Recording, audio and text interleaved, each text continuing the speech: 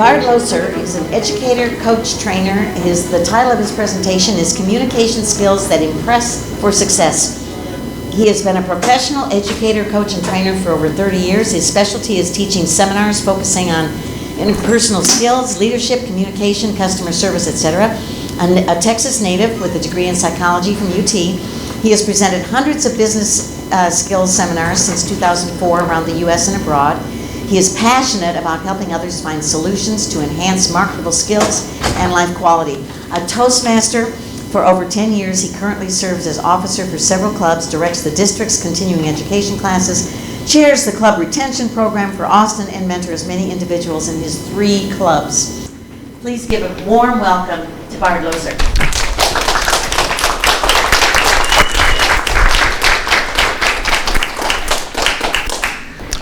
Good morning, everyone. Nice crowd. I was worried a little bit with the coronavirus situation that we might not have anyone here, so if it had been next week, that might be true. This is constantly changing, and it's interesting how it affects our communication. Like, what's one of the biggest changes that this has brought upon us in terms of how we communicate? Touch. How many of us, when we communicate and greet people, we touch? Whether it's the handshake or a hug, now it's more the fist bump or the elbow or the butt bump. I don't know what people are doing today, but something that works to indicate, hey, I recognize you, I acknowledge you, I'm connecting. And how many of you would agree that connection is the most important part of any communication? And human beings are social beings. We love to connect with people.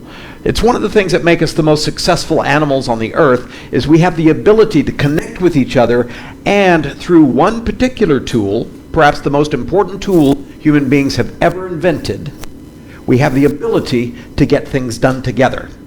Does anybody know what that tool is? Language.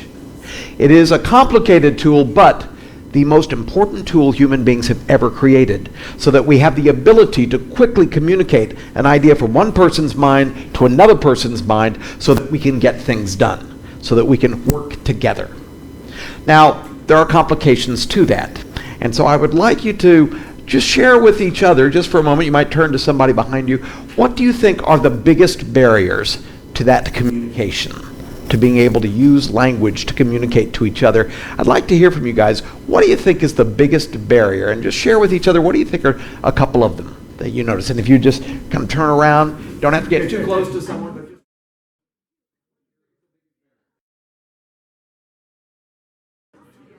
I'd like to hear, what are some of the things, the barriers that get in the way of successful communication? Who has one that you would like to share? Yes, what is one? Foreign language. Foreign language. French, Spanish, you just run through all of them. Russian, Vietnamese, Mandarin, I mean, it's just, yeah. Do you know in the country of India, they have well over 100 different languages that they speak. So could it be possible you can encounter someone at a market who does not speak your language? How do you possibly communicate when we have different words for different things? But that is one major barrier. What's another one? Yes? Even if you speak the same language, you may have cultural differences that lead you to use different words. Mm-hmm. Who here has ever tried to communicate with someone of the opposite sex? Isn't it impossible? Communication is different for different people from different cultures, different cities. I'm from Texas, and people in Texas. Now I'm from East Texas. I'm from Houston, and in Houston we kind of talk at this sort of rate here. And but in West Texas they speak at a rate that's about twice as fast as we do in East Texas. Because in West Texas they talk more like this. So still the same accent, but they talk faster. So West Texas versus East Texas can be very different. I'm from Houston. The difference between Houston and Louisiana is only about 100 miles. And suddenly you're in a completely different culture. They still speak English, but they don't speak it the same way. Everybody is different in their own way. And so being able to speak it in a way, you could speak English with an accent, and sometimes it's hard to understand their accent. Sometimes the words they use, like when I was teaching in Australia, and I happened to mention, how I'd gotten angry at someone, and I said, I got a little bit pissed off at them. And in Australia, that means something very different than it means in America. means you got completely wasted drunk. It would be a different type of communication. In Toastmasters, which is an organization I'm very passionate about, we teach how important it is to communicate by offering feedback to people to help them improve. Now, I use the word feedback versus criticism. Does anybody know why I would use that word instead? Because it's more positive. Because it's what? More positive. It's more positive. Now, it wasn't originally like that. At one time, it was a perfectly good word. But it has been changed over time, where it's now considered to have a negative edge to it. That when I say, do you mind, Darren, if I offer you a little bit of criticism? Now, most people would be like, I don't think I'll be very open to that. And yet, if you're offering feedback, you want people to be open, so you want to take it in the most positive way. So you might choose a different word if you think someone might take that by offense. Now, young people today have a totally different way to apologize. Does anybody know how? Because apologize is pretty simple. You just say, what's something you might say, Rob? I'm sorry. I'm sorry. That's a good one. What would you say, Sam? Deborah, would you say anything different? I was thinking what the young people might say. What would a young person say? Because normally we'd say, I'm sorry, I apologize. What do they say? My bad. I hate that. I'm sorry. My bad. And I will tell you, people of a different generation tend to find that annoying. Now, the reason why, perhaps, is because they define the word differently than young people do. Young people, when they say, my bad, says, I noticed I had done something, I own the fact that I did that, and I've apologized by saying my bad. Now, to an older generation, saying my bad means I noticed I had done something, I own the fact that I had done that, and we're done. It's like it's not an apology. And yet, if you've decided it's an apology, it becomes that.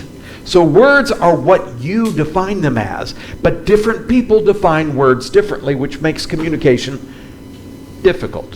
What's another thing that gets in the way, a barrier to communication that y'all talked about? Body language. Body language. Now, sometimes we do things with our body that we don't intend to communicate, but we communicate that to people.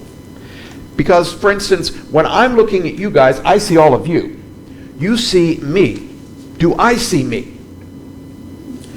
It's like, for instance, if I want to convey concern, here's what I do with my face, which is our most important body language, is our facial features, because we have 1,000 muscles in our face, and we can contort our face many different ways. And you've probably seen those little emoticons, how just a slight change in the emoticon changes the communication of that emoticon.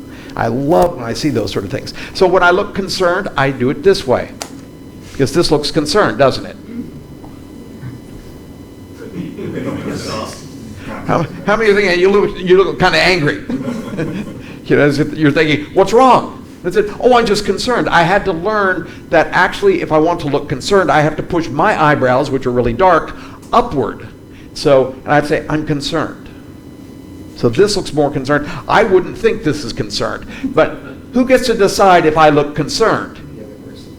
It's the audience. Communication is not about what you say to people. It's about what they hear, about how they interpret your communication. And sometimes we're completely oblivious as to how we're communicating to other people, and they take it the wrong way. How many of you ever know people who you say, no, that's not what I meant? Did you just make them wrong? Now, you want them to listen to you and follow you, but do they now want to follow you when you make them wrong?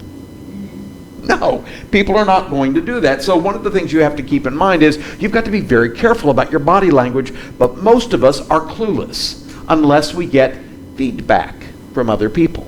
That's one of the things you learn to do in Toastmasters, is you learn to master body language. What's another thing that can get in the way? Yes? Eye contact. Eye contact. When you look at, is it important to look at people when you actually want to connect with them? Yeah. And if I'm speaking in an audience and I want to connect with people, you want to hold that look for about 1 second to 2 seconds, not too long, but just enough. And where should you look at people? Eyes. How many of you learned you should look people in the eye? Okay, everyone look to your left Look to your left. Now look to your right. Now your left. The other way. Right, left, right, left, right. No! Never look people in the eye. And I know you were taught that. Because there are some cultures, especially Asian cultures, that if you look them directly in the eye, it's aggressive. It's confrontational. It's not connecting. As a matter of fact, it's the opposite of that. It's challenging people. Just like if you look a mean dog in the eye, that actually is a challenging move. Don't do that to a dog or a bear. You'll just get eaten. So, but the whole point is that you don't look people in the eye, you look people in a soft way right here. Have you ever stood so close to someone you didn't know which eye to stare at and your eyes are darting back and forth? And that just looks weird. So actually, you look at them in a soft way right here, and as far as they're concerned, you are giving them complete connection, complete contact. They don't realize you're looking at them here. They just see you're giving me your focus. So eye contact is a very important one as well, because we have to connect. And one important way human beings connect, if you have the ability to see, is connecting with the eyes. What's another? Tone of voice. Oh, I heard it, what? The tone of voice. Tone of voice. Your tone and inflection makes a big difference. Would it be different if I only talked with the same tone all throughout, and this is how I'm going to talk all day? So let me tell you about communication. You'll find it fascinating and exciting, as I do. Notice how you need tone and inflection to create emotion and interest. So learning how to use these tools, there are many tools that you use in communication that you're completely unaware of. And so today we're going to become more aware of what those tools are. Now I know I'm going to provide a lot of information in just an hour. So I realize we're going to be filming this so that you'll have an opportunity to see this in the future. You can also contact me about this information as well. I'm happy to share it. But I teach many things, and I was really struggling as I made this presentation, because how do I cram a 6-hour presentation into 1 hour without making you feel like you've been hit by a train? I don't want to do that, but I'm going to focus on very specific areas. The biggest area I will focus on are communication basics, the things that everyone should know, and you probably do know this, you're just not aware of it. But the problem is, if you're not aware of these tools in your toolbox, how do you use them if you didn't even know they're there? So I'm going to show you what the tools are and how to use them. We talked about body language and why body language is important and what exactly it is, from everything from how you stand to how you look at people makes a difference.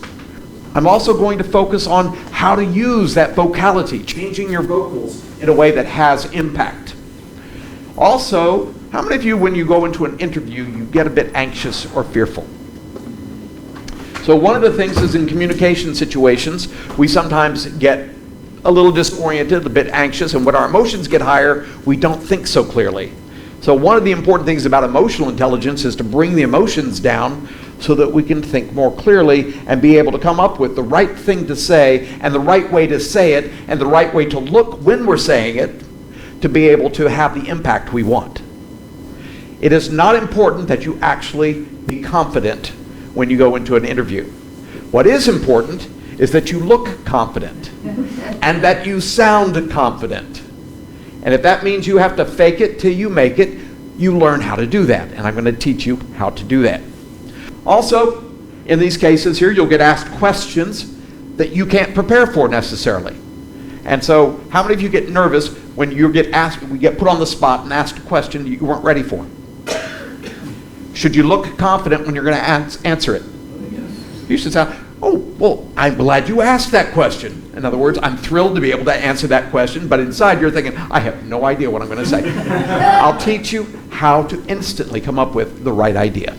So this is what we're going to focus on in this hour. You think this will be enough? Yeah. So here we go. So first of all, what gets in our way is our boxes. We often think, look, that's just who I am. That's just my voice. That's just my style. You know, if you don't like it, not my problem. Or you're not going to get very far in life if that's your attitude. Because your communication is not about what you say, it's about how people take your message. So if you're sending out a message that's not in at least congruent with what you want to send, you might want to change how you're doing it. Who here has ever been told that they speak too quietly? Anyone ever be told they speak too loudly? What does that mean you need to do if they give you that feedback? If you speak too loudly, you need to bring it down a notch or two. If you speak too quietly, you have to learn how to put it out there.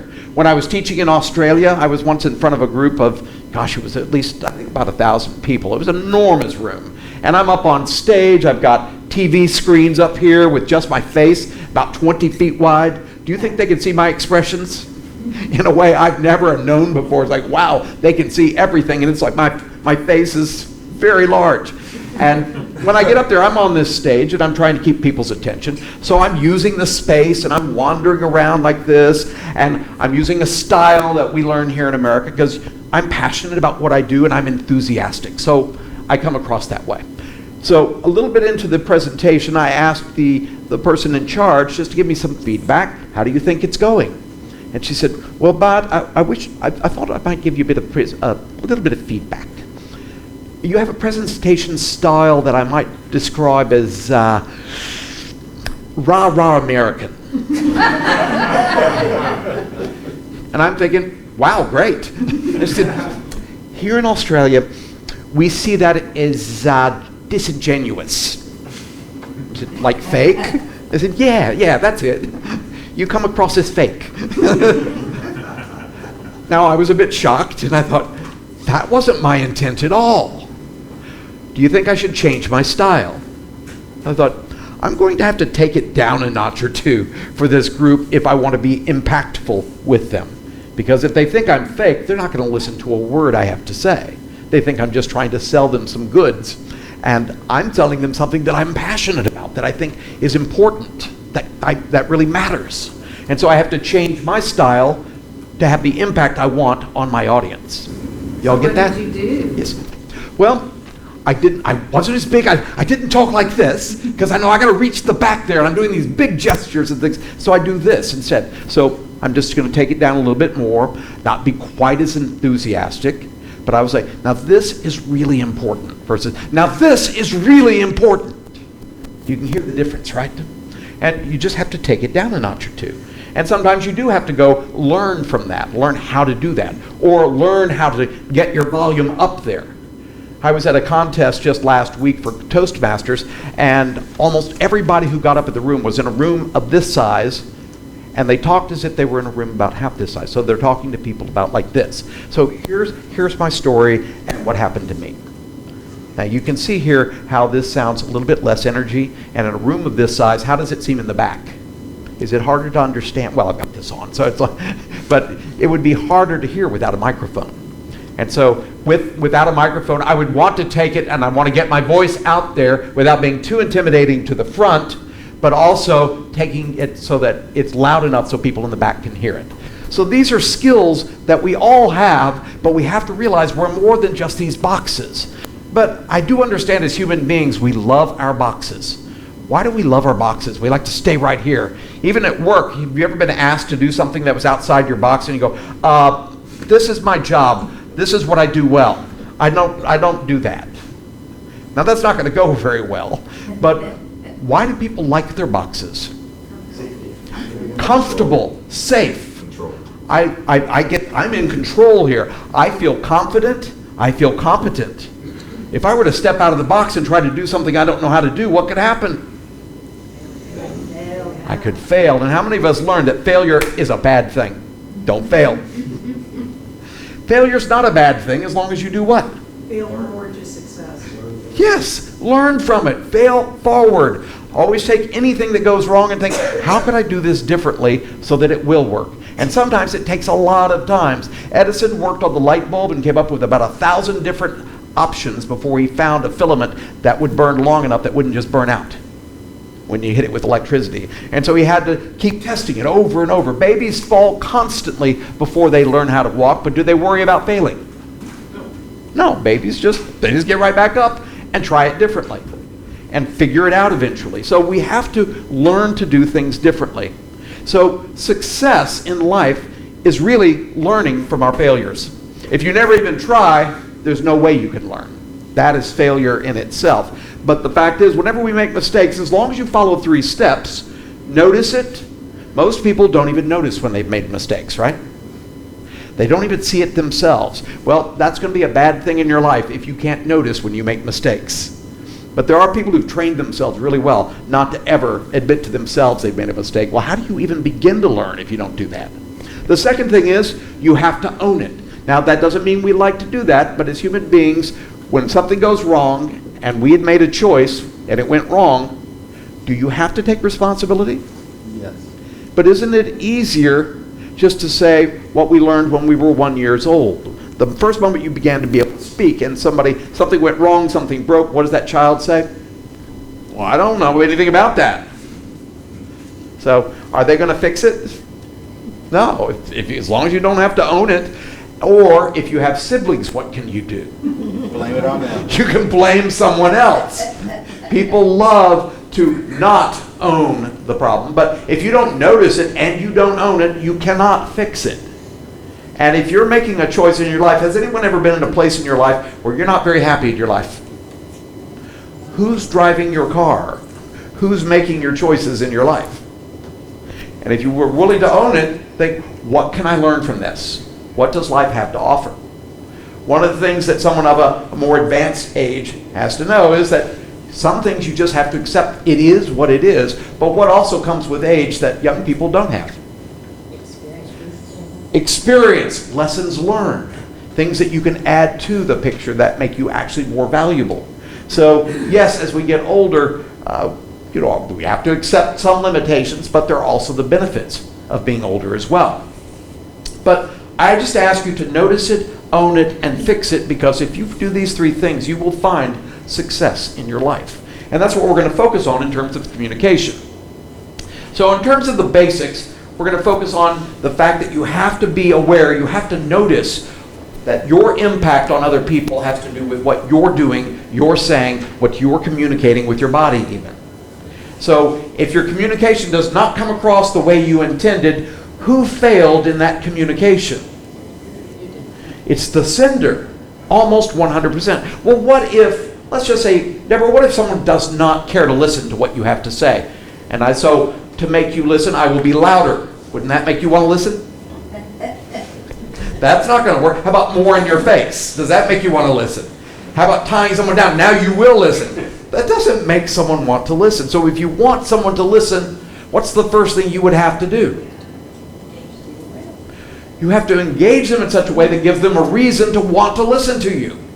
The number one reason why people want to listen to you is because they like you, or they see value in what you have to offer, which is hard to help them understand that before you've ever talked to them. If you have a way to communicate to them beforehand, hey, I want to talk to you, and here's what I want to talk to you about, and you send them to in a letter, and they read that communication, I guess they might be open to it. But otherwise, you've got to create a situation or an environment that makes them open to what you want to say. Like a lot of women will want to speak to men, and sometimes men aren't open at that moment to the communication. Are there ways to create a better environment so that they're more open? What's one thing you could do? Smile. Smile. It's more engaging. It makes me think, this might be good. What's another thing? How about that eye contact we talked about? Eye contact. How many people try to talk to people and there's no eye contact? What's another thing you might want to do to ensure to build a communication or a better connection? Change the setting. Change the setting. Move to a place that they're more receptive to. Turn off distractions that could get in the way of them wanting to. Negotiate a time that works well for both people. Have you ever had someone who wants to come up to you and talk to you and this is not a good time? So negotiate a time. So create an environment that makes both parties more receptive. So that's another thing that can help you. There's many things you can do that will help create or set that environment that will make them more receptive to what you have to say. Anybody ever have a boss come up to you and say, hey, I need to talk to you about something? That almost never goes well, right? Where's the door? Well, first of all, you never want to use the words, I need to. So, I need you to. It's like you don't need anything. You want, yes. But you should also give that person, at least where they feel like they have a choice in the matter. They don't feel like it's that they have no choice, because that feels threatening, doesn't it? And of course, if you're feeling threatened, are you open to the conversation? So you don't want to say something to somebody that makes them feel threatened. You want them to feel comfortable. So one of the things I try to teach bosses or anyone is if you want somebody to be more open to what you have to say, you might want to sound like you care. Would y'all agree? So, in other words, I care about you and how you will see this, so I'm going to say it in a way that sounds like I care. So if I were to say, hey, do you have a moment? I'd like to talk to you about something. Now what I've done is I've softened my voice by pushing more air across my vocal cords. I call this the library voice, because when you're in the library, you don't want to use your normal voice. You want to soften it. Or men tend to be lower in their pitch, their vocal cords, and that can sound more intimidating. And one way to soften that is to use the library voice. Push more air across your vocal cords when you're speaking. It also puts more emotion into your voice, and it sounds like you care. So, like in customer service, is it important to communicate to a customer that you care? Have you ever been in a customer service situation where you just didn't care, and yet you had to sound like you do? Again, another one of those things where you have to learn how to fake it till you make it. So you soften your voice, you smile, you give eye contact. These little things that indicate this is going to be something good for us both. So you create an environment that is positive. So that increases the awareness. You want to learn how to be a good listener. I'll teach you a few things about being a good listener. Not everybody is the best listener. Have you ever had someone speak to you and you thought, I'm not interested in what you're saying? Or they're speaking to you and you're thinking to yourself, I have no idea what you're talking about.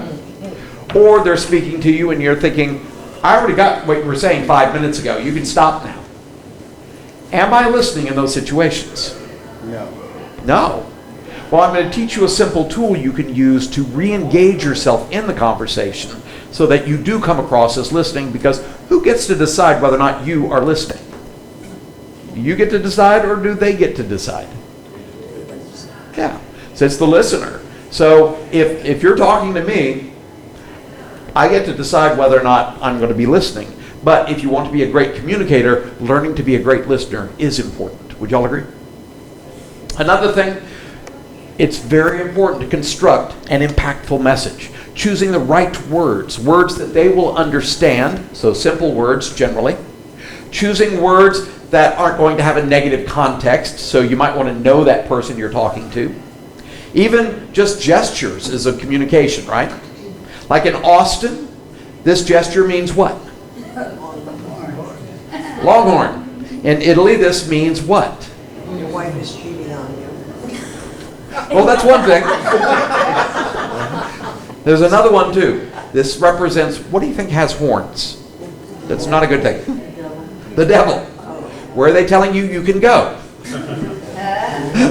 So if you were to do this, you're basically telling them where they can go. And if you do it this way, you're really going to be in trouble. So be careful where you are and what kind of signals you do. In Greece, this means something very different than I'm okay.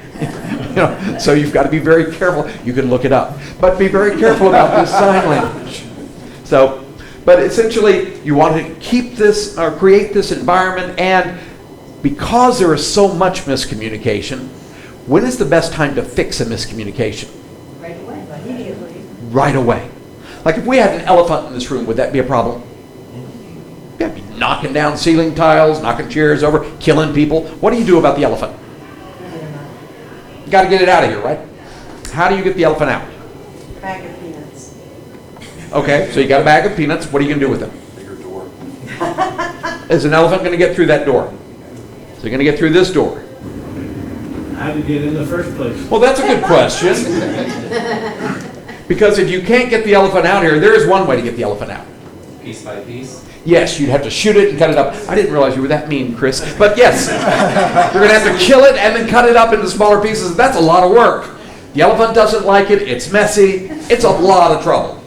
And yet, how did it get in here?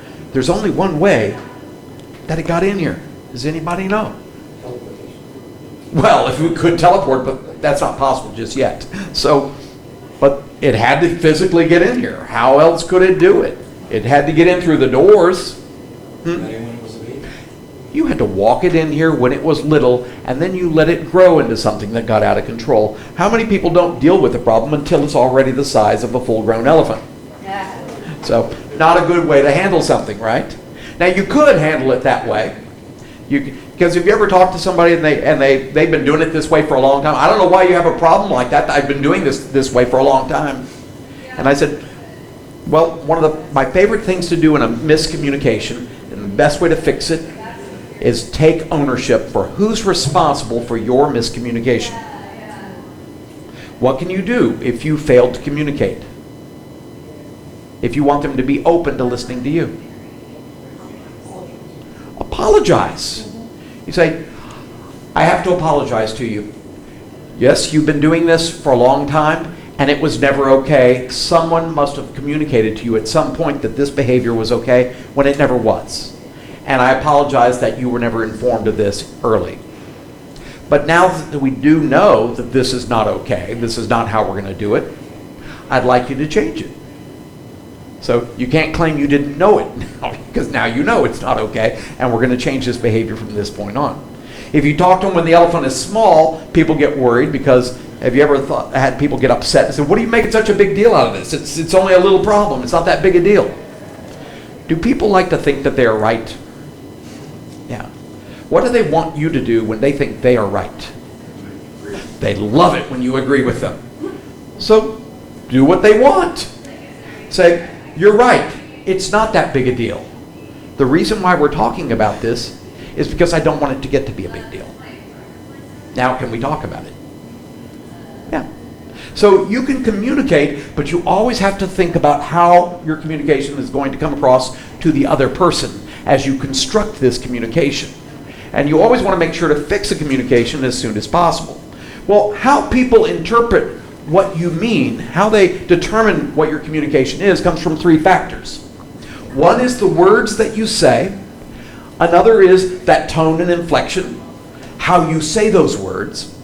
And the third is body language, how you look saying those words. Now, in a one-on-one presentation or a communication, when you're communicating with someone, what is the biggest piece of this? It's body language. And I'll just show you with studies, they've shown that the words account for 7% of how people take your message. Tone and inflection is about 38%. So a little more than a third comes from tone and inflection, which means everything that's left is body language.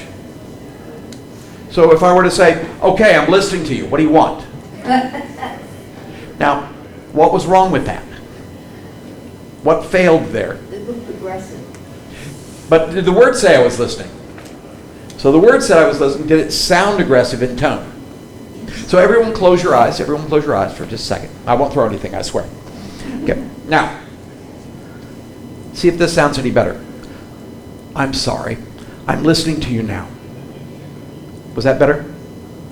Okay, everybody open their eyes. Okay, I'm sorry. I'm listening to you now. Well, I said it the same way. You said it was fine. That looks sarcastic. But the words sounded, the tone was right, but still the body language trumps everything. And yet most of us have no idea what we look like to other people. How many of us roll our eyes and don't realize we're rolling our eyes? Yet that's what they can see. So the whole point is body language is the most important part. But when you're on the phone talking to people, what of these three are missing? Body language is gone. At that point, words become about double, the word choices. They become about 14%, but the only thing that's left is what? Tone. So tone becomes 86%. So if you're a bit annoyed or irritated at somebody, what's the chance that they're going to get that? Look, I'm trying to be calm here. Is that going to go well? Yes. I was going to say the one piece of body language, speaking of body language, the one piece of body language that you can get over the phone is you can tell when somebody's smiling. Yes. And so that sometimes can... People can get from your tone what your emotions are. They can basically see you over the phone. So that's why if you have your tone right, they will construct what they think the body language is. Yes, question or comment? Yeah, I'm just going to point out, speaking of tone and inflection on the phone, this is also a good example of why sarcasm doesn't work online. Sarcasm does not work at all. How many of you try to do that in text? Because let's just say if you communicate just by email or text, what part is missing? Everything but the words. What's the chance that they're going to take it in a way you did not intend? And you have almost no control over how they're going to take it unless you have a great relationship with that person. But if you have a bad relationship with that person, there is no text communication that's going to go well. They will take it in the worst way possible, and you have almost no control over that. Emoticons help. Emoticons do help a little bit. I do agree there. That's a good point. And if you ever read an email or a text and you realize there's been a miscommunication, what's the first thing you should consider doing other than getting on there and typing back a response right away? Will that fix it?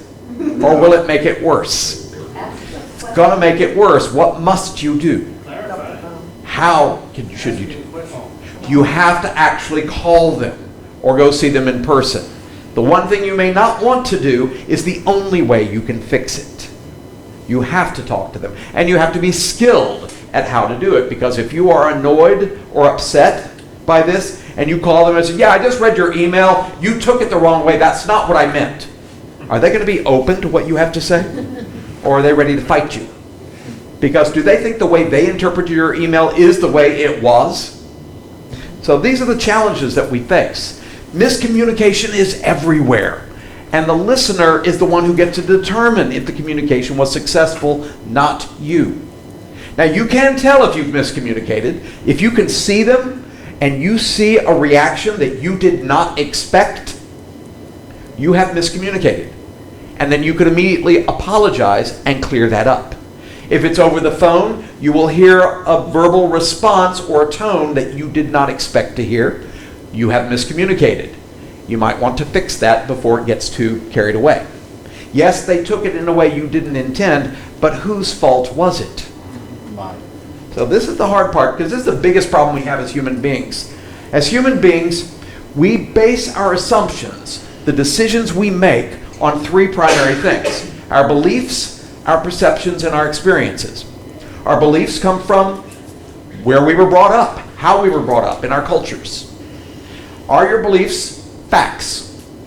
No. They're just beliefs. But you believe them to be facts because you were told by people you trust. Secondly, our perceptions. What you see, what you hear, what you smell, what you taste. Is there anybody in here who likes raw broccoli? Raise your hands if you like raw broccoli. No, I mean raw broccoli. With nothing else on it. Oh, come on, it's nasty. You have to cook it to death and then put lots of cheese sauce on it. That's the only way anyone can eat it, right? Well, it's just a difference in taste. It's not a right or wrong thing. But how many people want to make everything into a right or wrong? So, and experiences. You can have an experience such as, what's the experience, the lesson to learn if you fall off a horse? What's the lesson? Stay away from horses. They're dangerous, right? So if you learned a different lesson, which is the right one? Because whatever lesson you learned, you're going to think is the right one. So it gets us into trouble. And this is the biggest problem we have as human beings. The biggest cause of all miscommunication and all conflict is this. Of these four, which shape is the most different and why? I know it's kind of obvious. Which one? The square. It's the square. But why? No curve. Has no curves. Does everybody see that? All the rest of them have curves. And yet the right answer is actually the circle. Why is the circle even more different than the square? One side. It has no corners, no points. All the rest of them do. How many lines do you see? None. One going in just one direction. It's either going one way or the other, but one line. All the others have multiple lines. Can everybody see where it's obviously the circle? I know it's a little tricky at first. But actually the right answer is the half circle. Let me tell you why. We'll see. It's the only one that is half of something. It is also the only one with a straight line and a curved line. Everybody get that, right? And I actually made the crescent here taller to show you that this is the smallest of all of the shapes. So it's tricky because it wasn't the most obvious, and yet that's the right answer. Who thinks I'm going on to the crescent next? No, it's the half circle. I just said why. I mean, how could it be the crescent? Now, I did say the crescent is taller than the others, But what is the most narrow of all four? Oh, but what has the sharpest points? Oh. What's the only one made of two different curved lines? Oh. Well, that is four. And isn't it true that wait a minute, the square, the circle, and the half circle, those are standard geometric shapes. The crescent is not a standard, right? That's 5 differences, right? And the question was, what is the most different? It can only be one of them. It's the crescent. Now, some people don't like this game. And the people who get the angriest are almost always the ones who choose the square. And they're always the first people who want to come up here and say, hey, Bart, I just want to show you something. That circle, the half circle, that crescent, those are all phases of the moon. One more reason why it is the square after all. And I have to admit, I didn't think of it that way, but you're right, it is the square. Does everybody get that? So what's the point of this? Many answers. Interpretation. There's many ways to perceive this and interpret how to solve this. So there's many different answers that are the right answer. There's not just one right way. But here's the bigger problem. We are all human beings. As human beings, we all tend to think our way of seeing it is the right way. Which makes, what is the other way? It has to be wrong. So human beings love to be right, and we hate to be wrong. Here's the only big problem. We don't mind making other people wrong. How many of you, when you're driving a car, have someone who sometimes comes along with you who wants to tell you how to drive? Is that a good way to communicate? It doesn't go well. So instead, if you want to be more effective, the first thing you must notice as a human being is there are many different ways to see something, and that every way could be the right way. You just may not know how they're seeing it, how they're looking at it. Well, how would you know? There's only one way. How do you know how someone else sees it when they don't see it the way you do? You have to ask. Rarely do human beings ask. We just love to make other people wrong and prove how wrong they are.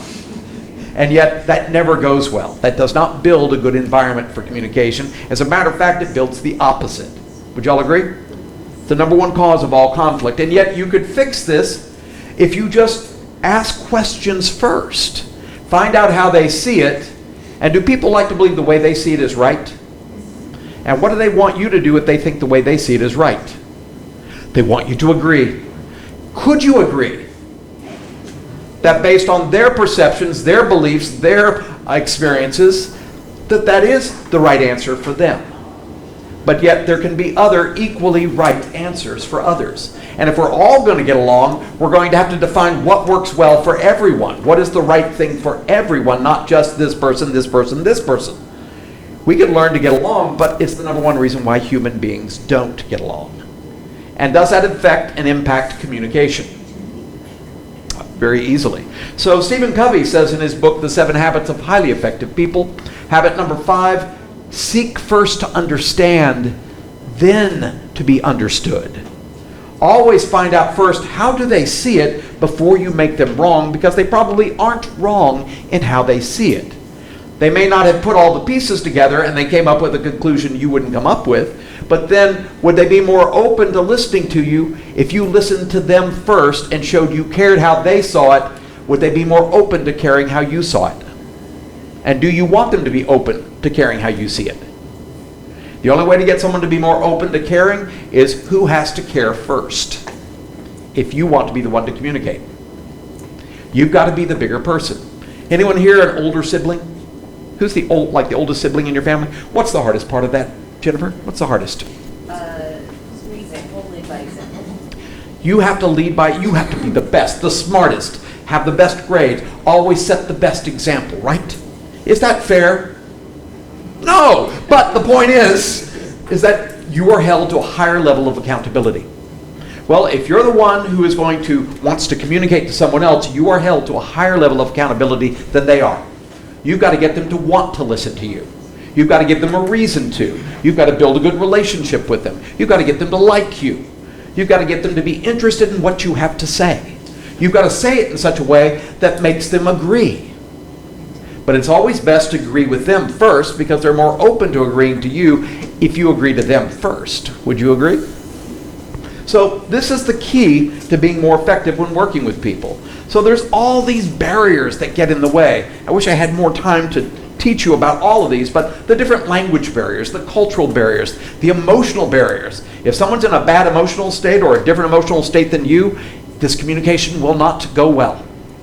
You have to, this is why emotional intelligence is so important, and understanding how to read their emotions, knowing your emotions, and being able to get both of these emotions down clear enough that we can actually talk. Because it's not going to work when emotions are high. The physical environment, physically, what you say, how it sounds. Like I'm now at age 60 a bit hard of hearing. If I don't have my hearing aids in, and someone's talking to me, but they're not looking at me and standing in front of me, I'm only going to hear just portions of it. It sounds muffled if I don't have my hearing aids in. So physically, I can't hear the words the same way someone else might hear the words. So you have to speak a little bit louder, or at least be directly in front of me for me to hear it, unless I have my hearing aids in. The environment, we talked about setting the great environment and having a good attitude. Because if you have someone with a bad attitude, of course that's a cat actually, but it's hard to love a bad attitude. If they're coming at you and they're a bit in a bad mood, you can't talk to someone who's in a bad mood. And believe it or not, a cup of coffee and a Prozac does not fix it. But you do have to deal with the emotion, and that's the important thing. Now keep in mind that when you arrive somewhere and you want to have a great interaction with someone, whether you're networking or going to have an interview, how should you greet someone? You should have a smile, and you should show teeth. Like everybody give me a smile right now. Isn't that aggressive? Yeah, what? Isn't that aggressive? What, showing teeth? Well, not like this. that would be aggressive. But it's all about, but showing teeth, this is because there's a difference between this and this. So, and if you can speak like this and communicate like this, you look more excited, more enthusiastic, more welcoming. It's a universal, it works almost in any culture. Just about anywhere. If you smile and you're warm, it makes a difference. I even teach a little exercise to people called the meet and greet. Because of coronavirus, we won't do that here today. But the meet and greet is when you get up, like if you're ever in not the best of moods, and this is going to affect your communication, and you've got to turn that attitude around, do a little attitude makeover. How do you do an attitude makeover? You could do it in less than a minute. All you have to do is get up, get away from your environment, and go somewhere and just meet and greet 3 people. Now, when you greet the 3 people, give them eye contact. So where do you look at them? Soft way right here. How do you smile? With teeth. So you show some enthusiasm on your face. You greet them warmly. And turn on the charm. And if you can think of a little compliment, you always pay people a compliment on something that they have made an effort to do, like how they choose to dress, what they choose to accessorize with, something that they've made an effort of. So you don't ever compliment someone on their body shape, let's say, because you don't know if they're working on that or not, but it's inappropriate. But you compliment somebody on something, usually it can be jewelry, accessories, things like that, the colors they wear. People love that. You greet them, pay them a compliment, then go find another person. So you only spent maybe 20 seconds, 15 seconds with that person. Find someone else, meet and greet them with a smile, energy, but take it up a notch and be a little bit warmer this time. Be aware of what energy you're putting out there. Put out a little bit more. Who here does some networking? You go to networking events? Does it ever seem scary to go up to people? Yeah. So, and you just got to plaster a smile on your face. You look excited. You go up to them and you say something warm. You pay a compliment. And then you go to someone else and you just take it up a notch, and you be even warmer, and then you take it up another notch where now you are that rah-rah American, and you're, hey, how you doing? So, but you just be really warm. Now, why does that help your attitude? Makes you feel better. You smile, you feel better. When you put a smile on your face, your brain thinks you must be happy about something. So you automatically start putting out more endorphins and things that make you feel happier. Plus, when you connect with people very warmly, how do they usually respond? Smile back. They do it back. you get it back and it builds that energy in yourself, makes it more real, so you really can fake it till you make it. You just have to sometimes step away and do a quick meet and greet, even if you're not feeling it. Because you know those networking events, how many times you're not feeling it, but you've got to get it there and put it out there and be warm and embracing and engaging when you're not feeling it. But after about the second, third person, you're really feeling it. So it makes it real. So make sure to keep that in mind, that you have that ability. And the biggest communication barrier is that miscommunication. So always be willing to apologize before you try to clarify a miscommunication. Say, you know, I do apologize. Of course, can you say my bad? My bad. I don't think that was, I think I might have said it in a way that was not the best I could say. Well, if you're dealing with someone who's under the age of 25, you can get away with that. But otherwise, I would stick with I apologize or I'm sorry. You know, and always take ownership. Say, I'm sorry, I did not communicate that as well as I should have, and I do apologize. So if you ever realize that something was based on a miscommunication, like at work, if somebody's working on a project that they weren't supposed to be working on, did they somehow think that they were supposed to work on that one? Was there a miscommunication? Now, it would have been great if they had gotten it straight the first time, but there was a miscommunication. Who failed to communicate that effectively? The person delegating to them. So if that person realizes that they've somehow took it the wrong way and went off in a different direction, you can fix it if you take ownership of your part of the miscommunication and say, I might not have been as clear as I thought, and I do apologize. What I actually meant was this.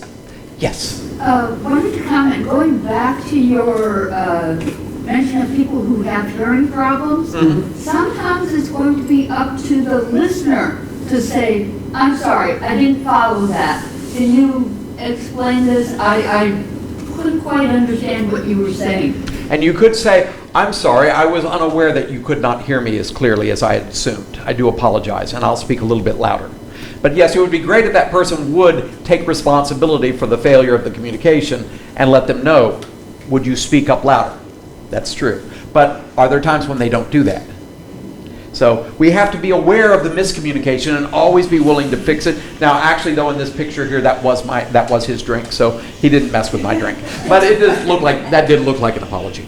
So keep in mind in communication. Now, it's a little hard with the screen to get this, but in communication, listening skills are so important. And there's this whole idea of thinking Chinese in the sense that the Chinese have a specific symbol for listening. And the symbol actually shows you what the components of listening actually are. So this part of the symbol is an ear. Is listening with your ears important? So that's why if you can't hear through your ears, that would make listening very difficult. But it's more than just that. It's also about thinking. You have to think about what they said, because listening isn't just taking in the sounds, it's interpreting the sounds. So using your mind. It's also about what you see. So there's the eyes on the other side here. Can you listen when you're not focused? No. So what is another important component of listening? You've got to be focused. And another one is you listen with your heart. You listen with the feelings. Yeah, that's a little bit better. Yeah.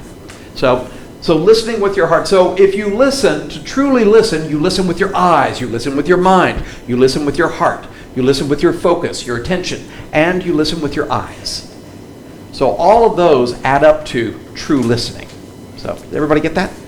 So I like that whole idea. You can look that up online, the Chinese symbol for listening. And it's a way of teaching what true listening is really all about. And if you find yourself not listening, there's a great tool you can use. And of course, I talked about earlier situations when you're not listening.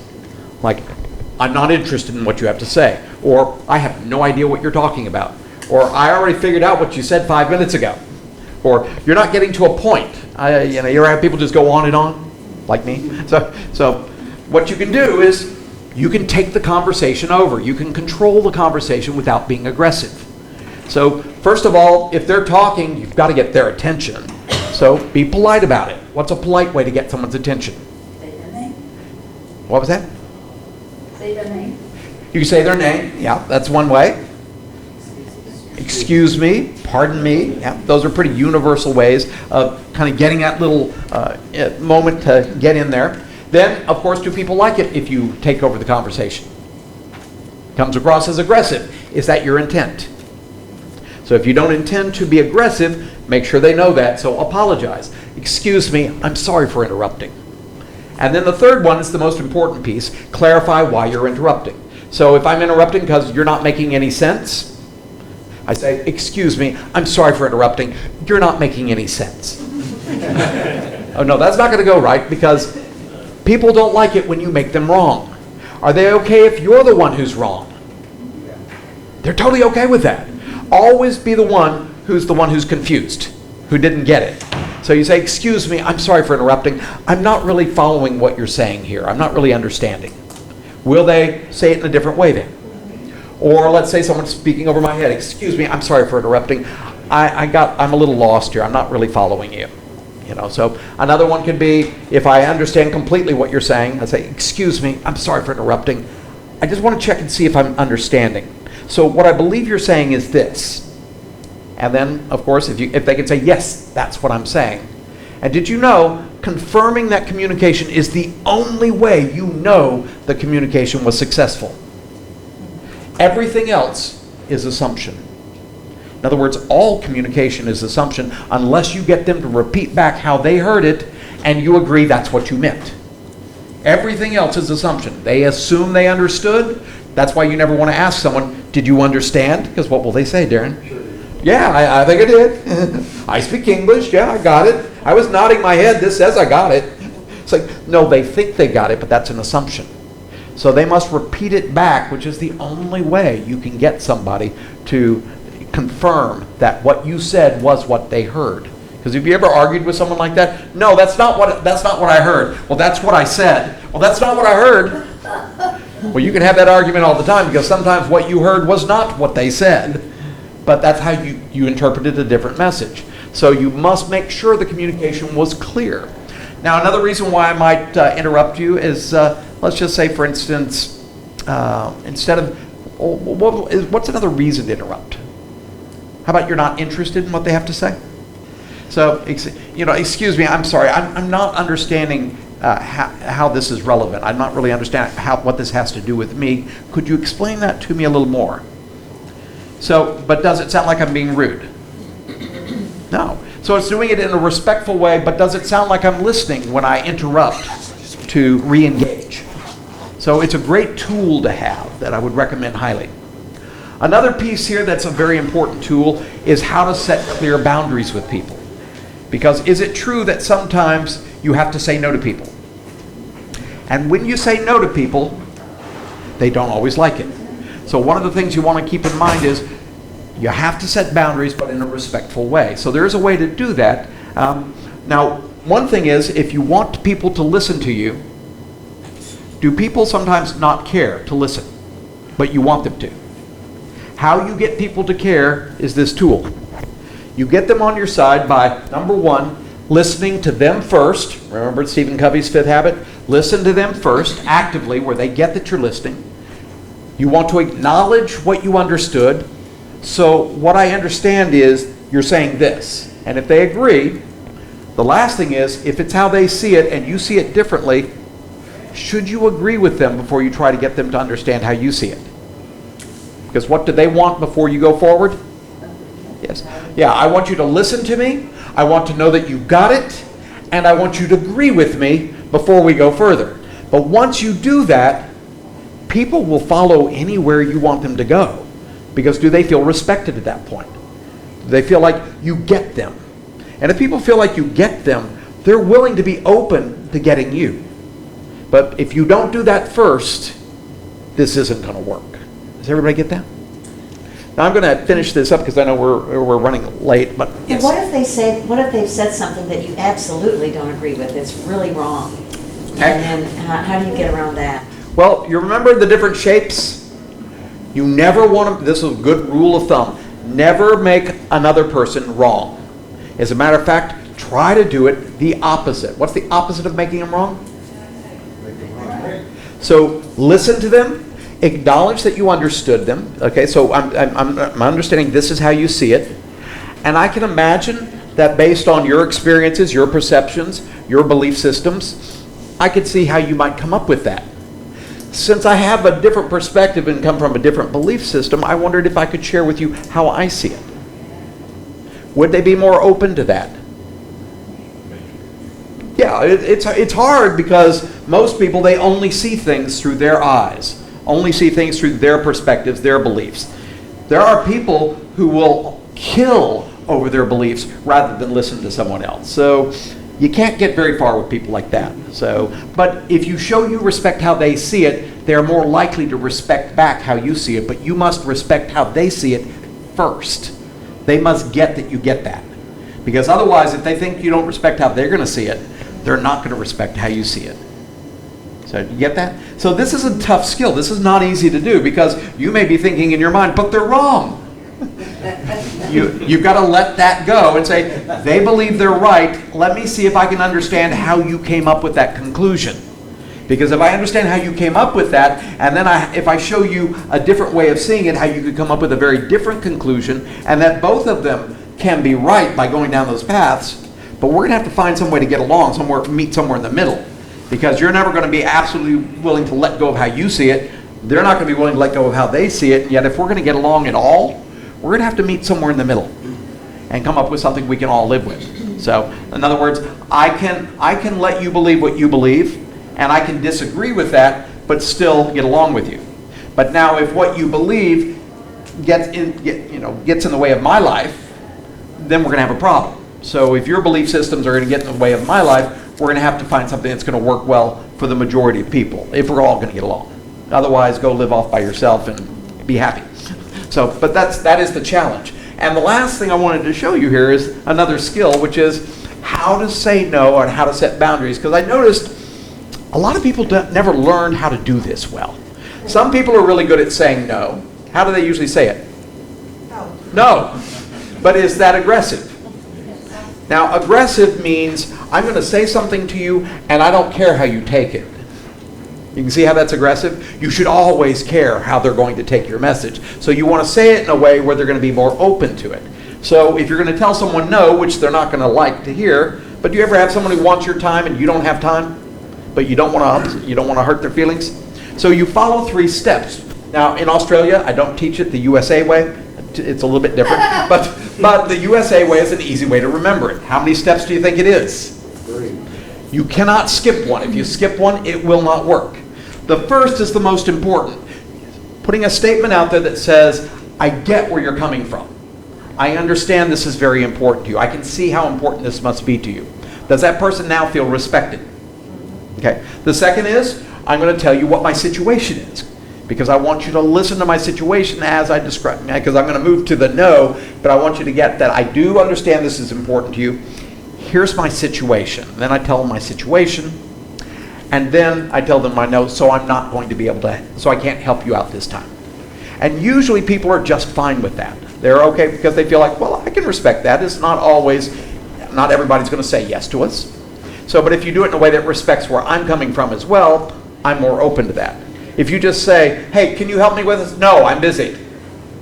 Notice that sounds rude. So if you say, can you help me with this? Well, I can see that this is important to you at this time.